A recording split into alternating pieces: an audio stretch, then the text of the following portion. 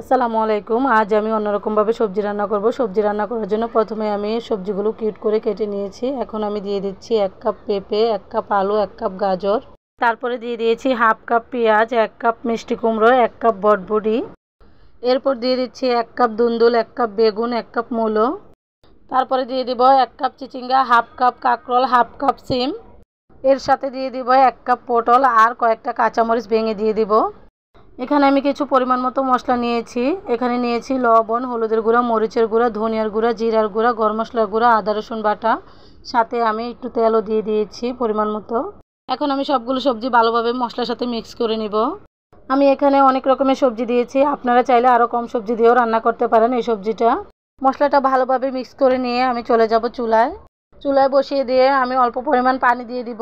অল্প পরিমাণ পানি দিয়ে আমি একটা ঢাকনা দিয়ে ঢেকে 5 মিনিটের মতো রান্না করে নিব। ফিরে আসছি 5 মিনিট পর। এখন ঢাকনাটা উঠিয়ে আমি নেড়েচেড়ে নিব।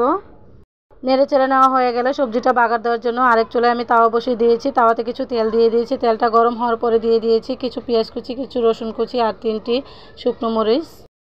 এখন আমি পেঁয়াজগুলো ব্রাউন কালার করে ভেজে নিয়ে সবজির মধ্যে দিয়ে দিচ্ছি।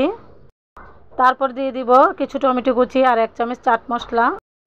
এই চাট মশলাটা দেওয়ার কারণে খুবই টেস্ট হয়, তাই আমি চাট মশলাটা দিয়ে 2 মিনিটের মতো রান্না করে নিয়েছি। এখন আমার রান্নাটা হয়ে গেছে। এখন আমি চুলা থেকে উঠিয়ে একটা বাটিতে পরিবেশন করে নিব। আশা করি আমার রেসিপিটি আপনাদের কাছে ভালো লাগবে। ভালো লাগলে লাইক, কমেন্ট এবং শেয়ার করে দিবেন। যারা যারা ইউটিউব থেকে দেখছেন তারা আমার পেজটিকে সাবস্ক্রাইব করে রাখবেন, আর যারা যারা ফেসবুক থেকে দেখছেন তারা আমার পেজটিকে ফলো দিয়ে রাখবেন, যাতে করে এরকম নতুন নতুন সহজ রেসিপিগুলো দেখতে পারেন। দেখেন সবজিটা কতটা লোভনীয় হয়েছে আর খেতেও ভীষণ মজা হয়েছিল। আজ এই পর্যন্তই। সবাই ভালো থাকবেন, সুস্থ থাকবেন। আল্লাহ হাফেজ।